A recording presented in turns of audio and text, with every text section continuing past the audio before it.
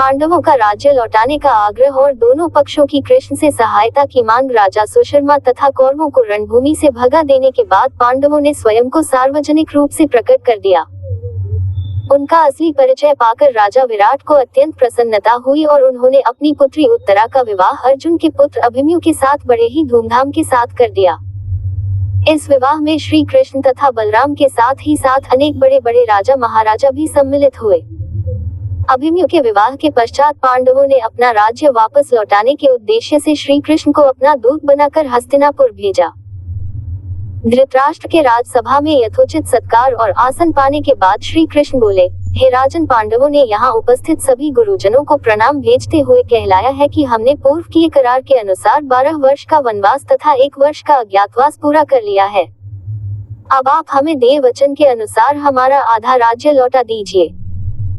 श्री कृष्ण के वचनों को सुनकर वहां उपस्थित भीष्म, विदुर, द्रोण आदि गुरुजनों तथा परशुराम, कण्वर आदि महर्षिगणों ने धृतराष्ट्र को समझाया कि वे धर्म तथा न्याय के मार्ग में चलते हुए पांडवों को उनका राज्य तत्काल लौटा दे।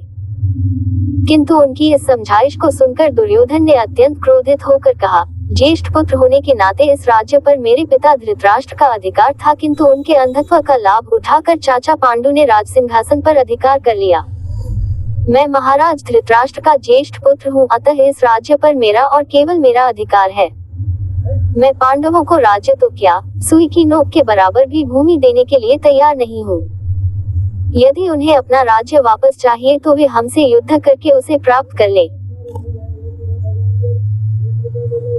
उपस्थित समस्त जनों के बारंबार समझाने के बाद भी दुर्योधन अपनी बात पर अडिग रहा और श्री कृष्ण वापस पांडवों के पास चले आए और दोनों पक्षों में युद्ध की तैयारी होने लगी। पांडवों को राज्य न देने के अपने निश्चय पर दुर्योधन के अड़ जाने के कारण दोनों पक्ष में मध्य युद्ध निश्चित हो गया तथा दोनों ही पक्ष अपने लिए सहायता जुटाने में लग गए। एक दिन दुर्योधन श्री कृष्ण से भावी युद्ध के लिए सहायता प्राप्त करने हेतु द्वारिकापुरी जा पहुंचा। जब वह पहुंचा उस समय श्री कृष्ण निद्रा मग्न थे, अतः वह उनके सिरहाने जा बैठा। इसके कुछ ही देर पश्चात पांडुतनय अर्जुन भी इसी कार्य से उनके पास पहुंचे और उन्हें सोया देखकर उनके पैताने बैठ गए। जब श्री कृष्ण की निद्रा टूटी तो पहले उनकी दृष्टि अर्जुन पर पड़ी। अर्जुन से कुशल क्षेम पूछने के भगवान कृष्ण ने उनके आगमन का कारण पूछा। अर्जुन ने कहा, भगवान, मैं भावी युद्ध के लिए आपसे सहायता लेने आया हूँ। अर्जुन के इतना कहते ही सिरहाने बैठा हुआ दुर्योधन बोल उठा, हे कृष्ण, मैं भी आपसे सहायता के लिए आया हूँ। चूंकि मैं अर्जुन से पहले आया हूँ इसलिए सहायता मांगने का पहला अधिकार मेरा है। दुर्योधन के वचन सुनकर भगवान कृष्ण ने घूमकर दुर्योधन को देखा और कहा, हे दुर्योधन, मेरी दृष्टि अर्जुन पर पहले पड़ी है और तुम कहते हो कि तुम पहले आए हो, अतः मुझे तुम दोनों की ही सहायता करनी पड़ेगी।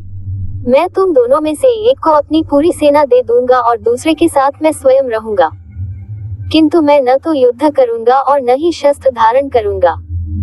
अब तुम लोग निश्चय कर लो कि किसे क्या चाहिए। अर्जुन ने श्री कृष्ण को अपने साथ रखने की इच्छा प्रकट की, जिससे दुर्योधन प्रसन्न हो गया, क्योंकि वह तो श्री कृष्ण की विशाल सेना लेने के लिए ही आया था। इस प्रकार श्री कृष्ण ने भावी युद्ध के लिए दुर्योधन को अपनी सेना दे दी और स्वयं पांडवों के साथ हो गए। दुर्योधन के जाने के बाद श्री कृष्ण ने अर्जुन से पूछा, हे पार्थ, मेरे युद्ध नहीं का निश्चय के बाद भी तुमने क्या सोचकर मुझे मांगा? अर्जुन ने उत्तर दिया, भगवान, मेरा विश्वास है कि जहां आप हैं वही विजय है, और फिर मेरी इच्छा है कि आप मेरा सारथी बने। अर्जुन की बात सुनकर भगवान श्री कृष्ण ने उनका सारथी बनना स्वीकार कर लिया।